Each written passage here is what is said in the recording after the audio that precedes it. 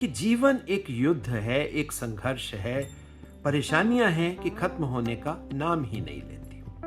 कि जीवन में हम एक ही प्रॉब्लम को बार बार क्यों फेस करते हैं, यानी कि एक ही तरह का युद्ध हमें बार बार क्यों लड़ना पड़ता है। अंधकार यानी कि इसको हम अज्ञानता भी कह सकते हैं। अंधकार या अज्ञानता, हमने जीवन में एक सबसे पहला कंधा इस्तेमाल कर लिया या पकड़ लिया कि जब भी लाइफ में कोई प्रॉब्लम आएगी उसके पीछे कोई कारण अंधकार या अज्ञानता जैसा होगा। आप अपने घर में अपने घर के सबसे छोटे मेंबर यानी सबसे छोटे बच्चे को सुबह उठाइए। बच्चा गहरी नींद में है, पहले तो वो उठेगा नहीं। अब उसको स्कूल जाना है, आप उसको कह रहे हो कि बेटा फटाफट रेडी हो, तैयार हो। आप उसको टूथब्रश के ऊपर पेस्ट लगा के दे देते हो। अब देखो बच्चा कैसे ब्रश कर रहा है, आंखें बंद हैं, थोड़ा सा ऐसे लेटा हुआ है और ब्रश कर रहा है।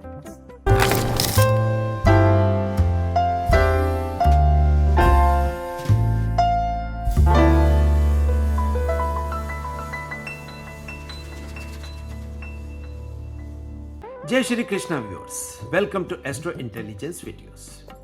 दर्शकों, जैसे कि जंग का माहौल है, वॉर चल रही है, एक्टिव वॉर है, पैसिव वॉर है, मगर ये मैं भारत पाकिस्तान वॉर की बात नहीं कर रहा हूं। मैं बात कर रहा हूं जीवन के संघर्ष की। हम हमेशा बात करते हैं कि जीवन एक युद्ध है, एक संघर्ष है, परेशानियां हैं कि खत्म होने का नाम ही नहीं लेती। एक परेशानी खत्म होती है, दूसरी शुरू हो जाती है। अब दर्शकों, जीवन में बार बार परेशानी आए, बार बार एक ही तरह की पिक्चर हमारे सामने आए, अब उस परेशानी से हम कैसे बच सकते हैं। परेशानियां जीवन में बार बार या एक ही तरह की परेशानी जीवन में बार बार ना आए, अब उसको हम कैसे समझ सकते हैं। अब इन्हीं प्रश्नों के उत्तर हम ज्योतिष के माध्यम से समझने का प्रयास करेंगे। इंपॉर्टेंट टॉपिक है दर्शकों, कि जीवन में हम एक ही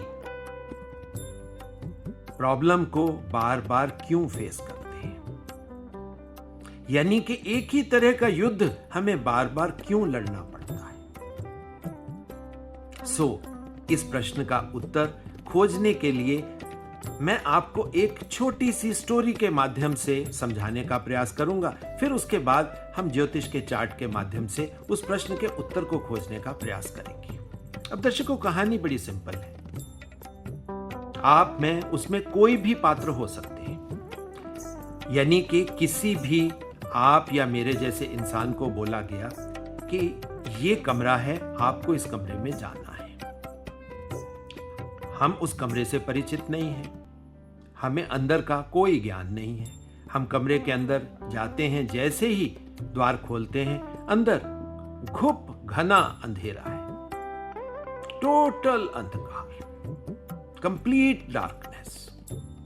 अब आपको नहीं मालूम, अंदर आपको कुछ दिखाई नहीं दे रहा। पूरा कमरे का ज्योग्राफी, जिसे हम भूगोल कह सकते हैं, कि हम उससे परिचित नहीं हैं। तो क्या होगा? हमारा पांव किसी जगह पे रपट सकता है, हमारे सिर को कोई चोट लग सकती है, और ये अमूमन नॉर्मल सी बात है कि ये होता है। फिर हम अपनी बुद्धि का इस्तेमाल करते हैं कि कमरे में सबसे पहले क्या खोजें। हम प्रकाश के सोर्स यानी कि उस लाइट के स्विचेस को खोजने का प्रयास करते हैं। हालांकि उस प्रयास में हमें कहीं ना कहीं कोई चोट भी लग सकती है, मगर जैसे ही हम उस प्रकाश के सोर्स को खोज लेते हैं, स्विच को ऑन कर देते हैं, कमरे के अंदर प्रकाश भर जाता है, तब हमें समझ में आता है कि क्या हुआ। तब हमें कमरे की पूरी ज्योग्राफी हमें दिखाई देती है। तब हम अपने आप के ऊपर भी हंसते ही हैं कि क्या था, यही था स्विच। क्यों मेरा पांव रपटा, क्यों मेरे सिर पे चोट लगी, क्यों मेरा कंधा किसी सामान के बीच में लगा। मगर हम उस प्रश्न का उत्तर कैसे ले लेते हैं कि कमरे के अंदर अंधकार था, इस वजह से हमें कुछ दिखाई नहीं दिया। जब दिखाई नहीं दिया तो चोट लगने की पॉसिबिलिटी थी। अंधकार यानी कि इसको हम अज्ञानता भी कह सकते हैं।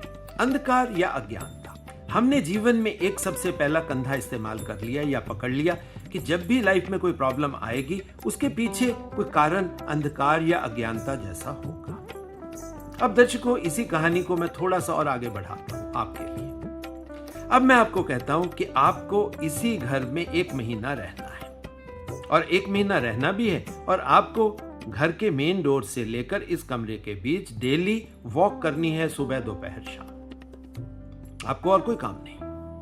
अब क्या है, आप बड़े खुश होगे कि और कोई ज्यादा मुश्किल काम हमें नहीं दिया गया, कि ये तो बहुत सिंपल काम है। आप वॉक करना शुरू करते हो, सुबह करते हो, दोपहर करते हो, शाम को करते हो, कमरे के अंदर जाते हो, लाइट के स्विच को ऑन कर लेते हो। धीरे धीरे ये रोजमर्रा की आपकी रूटीन बन जाती है। और जैसे ही दर्शकों ये रूटीन बनती है तो क्या होता है कि हम कहीं ना कहीं उस कैजुअल अप्रोच को पकड़ लेते हैं।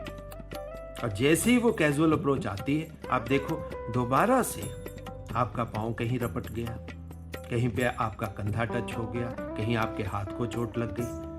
अब जो चीज दर्शकों आप अंधकार से रिजल्ट आपको मिल रहा था, अब वही चीज खुली आंखों से प्रकाश के होते हुए भी आपके सामने वो सिचुएशन आनी शुरू हो गई। अब ये क्या हुआ? पहले तो हम बड़ी आसानी से कह रहे थे कि जी अंधकार था, हमें दिखाई नहीं दिया इसलिए चोट लगी। अब आपके पांव को चोट, आपके कंधे को चोट, या आपके सिर को चोट, या आपके हाथों को चोट अब क्यों लगी? अब दर्शकों, कहीं ना कहीं जीवन में इसी तरह की गलती बार बार हमसे होती है। और इसका संबंध दर्शकों हमारे बाहरी शरीर से कम हमारे अंदर की चीजों से ज्यादा है। अब क्या है इसका आंसर दर्शकों? अगर हम फिलोसोफर से पूछेंगे वो जरा डिफरेंट तरीके से आंसर देंगे, मगर जो हमारे जैसे थोड़ा सा स्पिरिचुअलिटी में पांव रखने वाले लोग हैं वो इसका आंसर दूसरे तरीके से देंगे। और साथ में, क्योंकि आप सब जानते हो कि बाय प्रोफेशन में एक डॉक्टर हूं, तो मेरा आंसर साइंस और ये जो स्पिरिचुअलिटी, रिलीजन, स्पिरिचुअलिटी, मतलब इनका कॉम्बिनेशन बना के मैं आपको देने का प्रयास करता हूं। अब दर्शकों क्या है, जब हम खुली आंखों से किसी चीज को देखते हैं, हम कहते हैं कि ये अवेयर्ड स्टेट है, यानी कि हम जागे हुए हैं। जब भी हम जागे हुए हैं तो हम जागे हुए का मतलब क्या होता है? ये चेतन अवस्था, कॉन्शियस स्टेट, यानी कि हमारी जो दिमाग कह लीजिए, मन कह लीजिए, ये कॉन्शियस स्टेट है। जब हम कॉन्शियस स्टेट में हैं तो हम चीज को देख रहे हैं, उसको ऑब्जर्व कर रहे हैं और उसके अकॉर्डिंगली अपना रिएक्शन या एक्शन बना रहे हैं। मगर धीरे धीरे क्या होता है कि यही कॉन्शियस स्टेट जब हम, जिसको कहते हैं ना कि अब हैबिट बन गई, आदत बन गई, या वो कैजुअल अप्रोच आ गई, तो क्या होता है दर्शकों? आदमी का अवचेतन मन, सबकॉन्शियस एक्टिवेट हो जाता है। और आप अपने जीवन में देखना, मैक्सिमम प्रॉब्लम्स आपकी उस सबकॉन्शियस स्टेट से उपजती है। दर्शकों, साइंटिस्ट तो इन चीजों को, जो रिसर्चर्स हैं वो तो इन चीजों को बिल्कुल क्लियरली क्वांटिफाई करके बात करते हैं। वो कहते हैं कि रफली हम जीवन में 10% ही हम कॉन्शियस स्टेट में होते हैं, 90% हम लोग सबकॉन्शियस की चीजों को ही देखकर और उन्हीं के हिसाब से हम रिएक्शन बनाते हैं।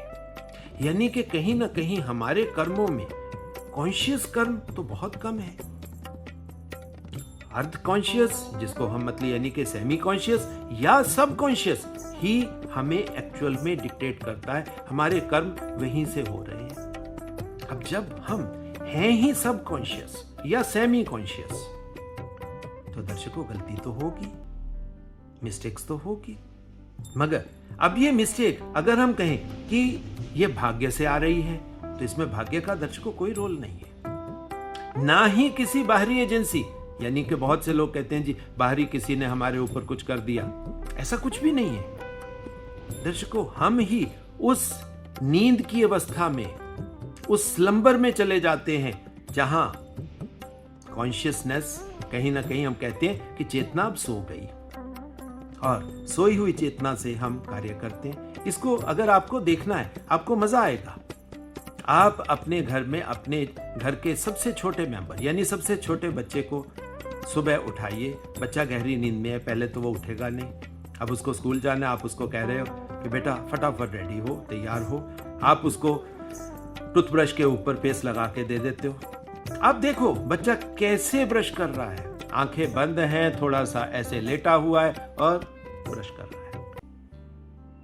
दर्शकों, हम भी तो अपने जीवन में बहुत से कर्म ऐसे ही तो करते हैं। अब दर्शकों, ये जो चेतन अवस्था और अर्ध चेतन अवस्था, इसको हमें कैसे लेना है, इसका आंसर आज हम ज्योतिष शास्त्र के माध्यम से खोजेंगे। अब यहां पर दर्शकों आपको ऋषियों के उस थॉट प्रोसेस को पकड़ना पड़ेगा कि जहां पे उन्होंने हमें कहा कि नो डाउट लग्न कुंडली सबसे ज्यादा इंपॉर्टेंट है, मगर उन्होंने कहा कि आप हमेशा फोकस चंद्र कुंडली को दीजिए। क्यों? क्योंकि चंद्र यानी हमारा मन, ये हमारा ड्राइवर है। जब हमारे जीवन को चलाने वाली ड्राइवर एनर्जी चंद्रमा है, तो चंद्र कुंडली की इंपॉर्टेंस दर्शकों इसलिए ज्यादा हो जाती है कि हम जो भी करते हैं वो मन का ही तो खेल है, और मन की ही अवस्था कॉन्शियस, सेमी कॉन्शियस और सबकॉन्शियस होती है। ये मन की ही अवस्थाएं हैं दर्शकों, इसका आपकी आत्मा से कोई लेना देना नहीं, क्योंकि हमारे मन के अंदर ही हमारा सबकॉन्शियस पड़ा है। अब सबकॉन्शियस दर्शकों क्या होता है? सबकॉन्शियस आपके पिछले जन्मों के कर्मों का टोटल, जो भी आप खजाना लेकर आए हो वो है। आप कह सकते हो कि यहां से कुछ लोग सोचेंगे कि मैं बात कर रहा हूं सीधा सीधा केतु की। नहीं दर्शकों, मैं बात कर रहा हूं आपके मन की। मन को कहां से देखोगे दर्शकों? आप अपने चार्ट में जहां आपका चंद्रमा पड़ा है आप उसको खोजिए, यानी कि अपनी चंद्र कुंडली बना लीजिए। अब थोड़ा सा हम सीधा सीधा चार्ट की तरफ मूव कर लेते हैं। अब जैसे ही दर्शकों चार्ट की तरफ मूव करते हो, आप देखते हो कि राइट साइड पे आपके लिए मैंने अपना ही चार्ट खोला है और इसकी चंद्र कुंडली मैंने वो हाउस चेंज करके बना दी है। अब चंद्र कुंडली का मतलब क्या हुआ कि चंद्रमा आपके लग्न में आ गया। अब ये है दर्शकों आपकी जागृत अवस्था की कुंडली, यानी कि मन अब चेतन है। अब नींद के हाउसेस दर्शकों कौन से होते हैं? तभी आप खोज पाओगे कि हम सबकॉन्शियस में कैसे जाए। दर्शकों, नींद का हाउस कौन सा है? जागृत अवस्था का लॉस। जागृत अवस्था का लॉस यानी कि जागृत आपका चंद्र कुंडली का लग्न, और उसका नींद का हाउस कौन सा हुआ? उसका 12th हाउस, ये वाला हाउस, जहां पर कैंसर राशि यानी कि कर्क राशि आ रही है। तो मेरे लिए जीवन में मेरी नींद कर्क यानी कि घर में आएगी। माता के साथ आ सकती है, इमोशंस के साथ आ सकती है।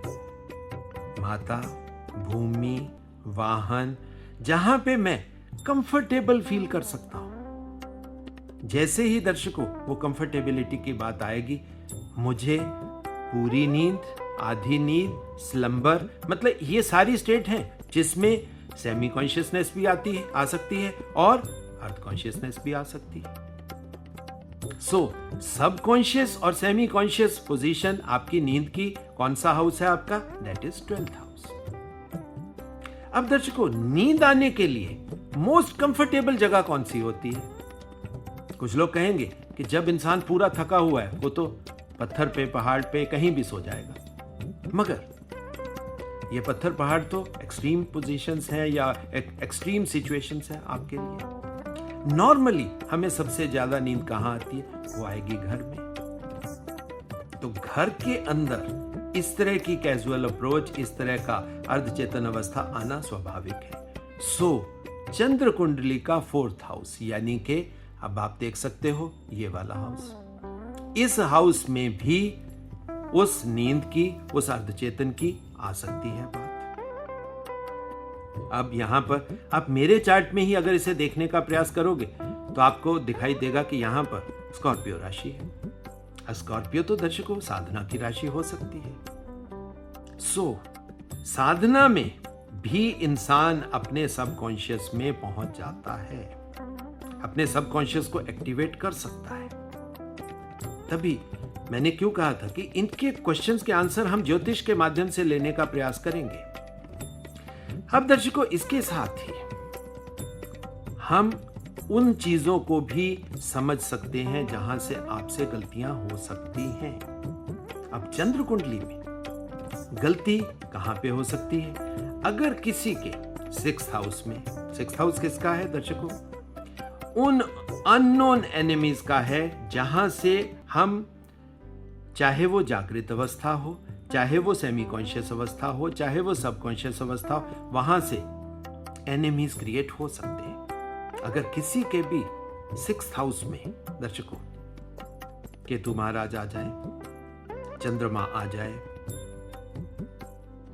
या 6 नंबर की राशि में चंद्रमा आ जाए, तो दर्शकों आप क्लियर कट समझ सकते हो कि यहां पर वो डिफरेंट तरह की नेगेटिव सिचुएशन बनने का योग बनता है।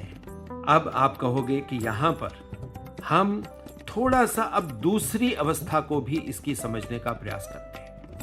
अब किसी भी कुंडली का 8th हाउस क्या है दर्शकों? वो सबसे ज्यादा अंधकार का हाउस है, मैक्सिमम डार्कनेस उसके 8th हाउस में। सो चंद्र कुंडली का 8th हाउस दर्शकों ये बहुत इंपॉर्टेंट हो जाता है। 6ठे हाउस में आप उस सेमी कॉन्शियस एक्टिविटी से अपने लिए एनिमीज क्रिएट कर सकते हो। आपने सोए सोए सेमी कॉन्शियस तरीके से आपने लोन ले लिया, अब लोन ही आपके लिए आपका दुश्मन बन गया। इसी तरीके से आप सोए सोए या आधे सोए सोए आपने गलत खाना खाना शुरू कर दिया, तो आपकी हेल्थ खराब होने का पूरा पूरा योग बन जाएगा। ये था 6ठे हाउस की बात। अब अष्टम क्या है? अष्टम दर्शकों हम कहते हैं कि ये गहन साधना का है, मगर यहां नहीं कि अकेला गहन साधना नहीं है। यहां पर ये आपके सप्तम का गेन हाउस भी है। और सप्तम के गेन हाउस का मतलब क्या है? सप्तम का मतलब क्या हुआ?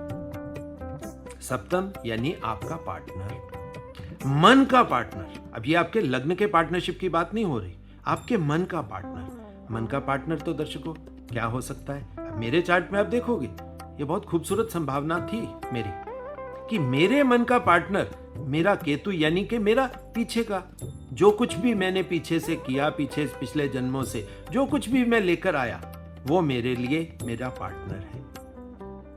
मगर 8th 7th का गेन हाउस है दर्शकों, यानी इसी वजह से केतु के माध्यम से, अब केतु को हम वैसे भी सबकॉन्शियस के साथ ले सकते हैं, तो उसका गेन, जो जिन लोगों की इस तरह की कॉम्बिनेशन बनेगी उनके लिए बहुत खूबसूरत संभावना है, मगर किसी के चार्ट में कुछ और भी आ सकता है। सो यहां पर आपके जीवन के पार्टनर यानी आपके मन के पार्टनर का गेन, अब वो सुखद भी हो सकता है और नेगेटिव भी हो सकता है आपके, क्योंकि 8th किसी का भी हो वहां पर फियर्स पड़े हैं, क्योंकि ये लोएस्ट लेवल ऑफ एनर्जी है दर्शकों। 8th हाउस किसी का भी लोएस्ट लेवल, मूलाधार, ये मूलाधार चक्र की एनर्जी है। अब मन किसी का वहां पर अंधकार में चला जाए तो उस अंधकार से निकलने का कुंजी, चाबी भी वहीं से मिलेगी। अब मेरे चार्ट में आप देख सकते हो, मेरे अष्टम में राशि आ गई पाइसेस। पाइसेस का मतलब क्या हुआ? Jupiter, Venus exalted. तो अगर मैं उस एक्सॉल्टेड वीनस में जाऊंगा, अब आप सीधा सीधा उसका निकालिए, अगर मैं उस वीनस की एक्सॉल्टेशन को अपने जीवन में लाने का प्रयास करूंगा तो मेरे लिए प्रॉब्लम बन गई। अष्टम में नेचुरल कारक दर्शकों क्या है? सैटर्न। और मैंने बात करी थी साधना की, साधना प्लस सैटर्न, वैसे भी साधना सैटर्न का ही सब्जेक्ट है। तो अगर हम इस शनि की कुंजी को पकड़ लें तो शनि की कुंजी आपके अष्टम में बहुत बढ़िया रिजल्ट दे जाती। तो एक बात तो दर्शकों अब आपको क्लियरली समझ आ गई होगी कि वो जो 10% एक्टिविटी हम खुली आंखों से कर रहे हैं, 90% में काफी टाइम आप कह सकते हो कि हो सकता है कि मोर देन 50% आंखें आपकी बाहर से देखने को खुली लगेंगी, मगर जीवन में गलतियां तो आपसे बार बार होती जा रही। और ये जो गलतियां हैं दर्शकों, एक ही गलती को बार बार जब रिपीट आता है ना जीवन में, हमें अपनी बुद्धि पर ही शक होना शुरू हो जाता है कि क्या बात है, क्या मैं उतना कैपेबल नहीं हूं? क्योंकि चीज यहां पर क्या है दर्शकों, अब आपको मैं अंदर की बात में लेकर जाना चाहता हूं। बाहर से हमें लगता है कि शायद हम बुद्धि का सदुपयोग नहीं कर रहे हैं, मगर दर्शकों सच्चाई एक है कि बुद्धि हमें बहुत सुपरफिशियल लेवल के सॉल्यूशंस दे सकती है, इनर सॉल्यूशंस। तो दर्शकों, सिंपल एक बात है कि आपको अपने अंदर उतरकर ही लेने होते हैं। क्यों? जब हम अंदर उतरते हैं, शरीर चाहे थोड़ा सा सुप्त अवस्था में चला जाए, मगर अंदर का जागरण जब होता है तब गलती की कोई संभावना नहीं होती। बाहर से देखने में लग सकता है कि यह शरीर थोड़ा सा सोया हुआ है, मगर जब अंदर जागा हुआ है तब आप सीधा सीधा समझ सकते हो कि जीवन की मोस्ट डिफिकल्ट प्रॉब्लम भी आपके लिए ज्यादा इशू नहीं है। अब दर्शकों, अपने चार्ट में ही मैं आपको बता भी सकता हूं इस बात को, आप उससे रिलेट भी कर सकोगे, क्योंकि मेरे अष्टम में राशि 12 नंबर की मीन राशि आ जाती है। अब मीन राशि आने से दर्शकों, बहुत से लोगों में ये प्रॉब्लम आएगी कि जब आप साधना करने बैठोगे आपको नींद आ सकती है, क्योंकि मीन राशि नेचुरल आपके नींद की राशि है। अब नींद के अंदर जागरण को लेना दर्शकों आसान तो नहीं है। अब इसके लिए ये साधना की जर्नी, अगर तो क्योंकि मेरे चार्ट में वो केतु है 7th में, तो वो एक बेनिफिट की बात मेरे लिए तो चलो हो गई, मगर सबके लिए उसी तरह की सिचुएशन हो ये जरूरी भी नहीं होता। सो दर्शकों, जीवन में गलतियों से बचने के लिए हमें इन हाउसेस को ध्यान देना होगा कि आपके 12th हाउस में क्या पड़ा है। अब नींद के हाउस की बात दर्शकों मैंने आपको बताई कि नींद, अगर मैं घर में रहूंगा तो नींद आएगी।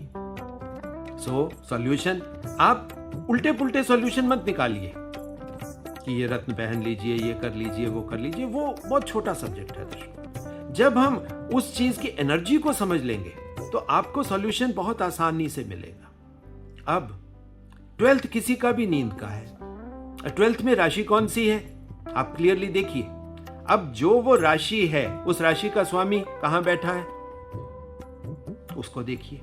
अब मेरे चार्ट में क्योंकि कर्क राशि थी, अब कर्क राशि का स्वामी क्योंकि लग्न में आ गया, चंद्र कुंडली है, तो ये तो गेन की बात हो गई। तो मेरे लिए भरपूर नींद लेना ये मेरे लिए फायदेमंद बात भी हो सकती है। हालांकि जब मेरा एक्चुअल चार्ट देखोगे आप, मतलब तो आप सीधा सीधा देख सकते हो, क्योंकि सूर्य मेरे 12th में है, सो ज्यादा नींद तो मुझे आएगी ही नहीं। मगर जैसे ही हम चंद्र कुंडली में जाते हैं दर्शकों, हमें वो आंसर्स मिलते हैं जहां से सॉल्यूशंस निकलते हैं कि अगर मैं भरपूर नींद लूंगा, हेल्दी स्टेट ऑफ माइंड रखूंगा, तो मुझसे गलती होने की संभावना कम हो जाएगी।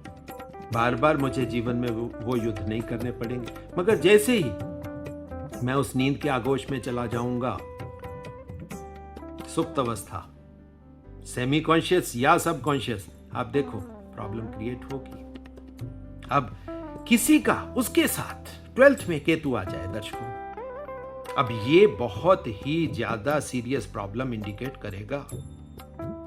अब केतु 12th में नेचुरल उसका हाउस भी है।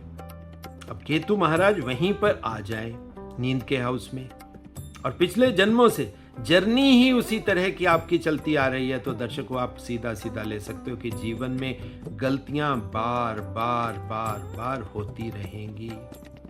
मगर ये भी एक बात है, क्योंकि केतु यहां पर बहुत बढ़िया प्लेनेट है दर्शकों, क्योंकि केतु अगर आपकी पास्ट की चीजों को आपके सामने ला रहा है, मगर एक दूसरी चीज भी तो साथ में कर रहा है ना, कि केतु आपके बुद्धि के अंदर वो भाव डाल रहा है कि अब इससे आप डिटैच हो जाइए, इसको छोड़ दीजिए। तो ये जो समझ है ये भी केतु के माध्यम से आती है। सो दर्शकों, आपके 12th हाउस में क्या है आप उसको देखिए, उसकी राशि को देखिए। ये मैं चंद्र कुंडली की बात कर रहा हूं, लग्न कुंडली की बात नहीं कर रहा हूं, दोबारा से मैं दोहरा देता हूं। आपकी गलतियों का मेजर सोर्स वहीं पे पड़ा है। और उसके जैसे ही आप राशि स्वामी को देखोगे कि कहाँ बैठा है, आपको क्लियर कट सामने आ जाएगा कि ये पड़ा मेरा सॉल्यूशन, ये कुंजी है, इस कुंजी को इस्तेमाल करके मैं वो ताला खोल सकता हूं जहां से मेरे जीवन में बार बार गलतियां ना हो। फिर दूसरा, चंद्र कुंडली का 4th हाउस बहुत इंपॉर्टेंट है।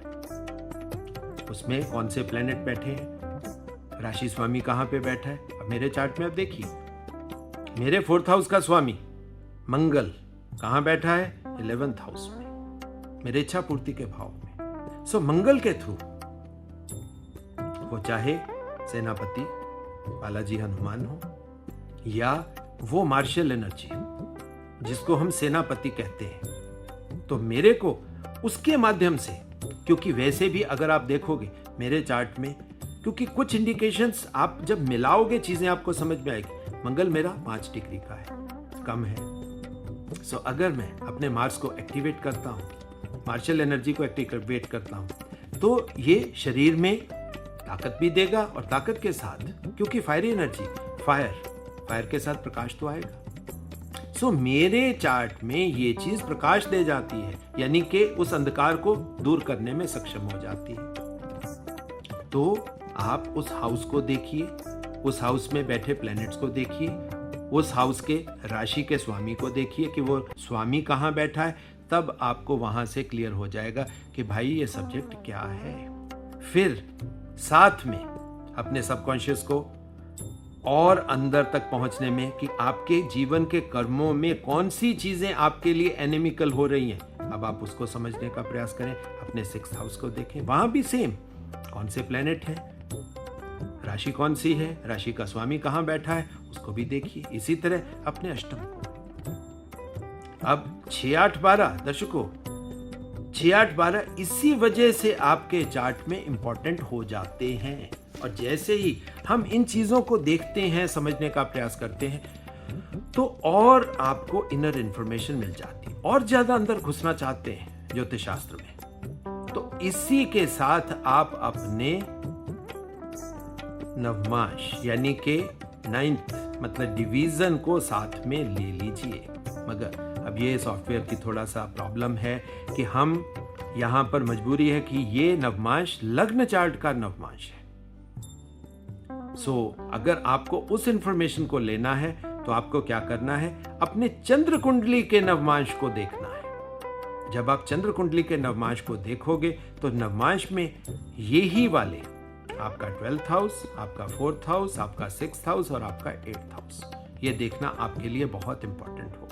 और अगर आपने इन चीजों को क्लियरली समझ लिया तो आशा करता हूं कि आपके जीवन में वो गलतियां बार बार नहीं होंगी या काफी कम हो जाएंगी, बार बार युद्ध की स्थिति नहीं बनेगी। दर्शकों, ये था मेरा ऑनेस्ट सा कोशिश जिसमें मैंने आपको समझाने का प्रयास किया कि हम अपने जीवन से बार बार अपनी मिस्टेक्स को कैसे दूर कर सकते हैं। बाकी हर वीडियो के अंत में एक निवेदन मैं सबसे करता हूं, बार बार करता हूं।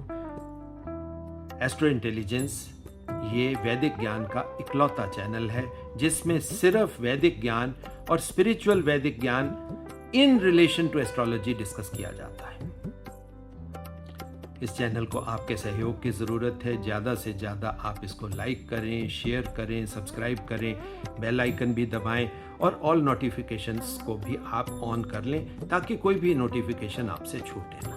बाकी जो दर्शक अपने चार्ट मुझसे एनालाइज करवाना चाहते हैं तो उनके लिए, या जो लोग हमारे इंस्टीट्यूट में एडुकेशन लेकर एनरोलमेंट करना चाहते हैं उनके लिए दर्शकों फ़ोन नंबर मेरा एक ही है, दैट इज़ 9881 उसी के माध्यम से आप मुझसे संपर्क स्थापित कर सकते हो।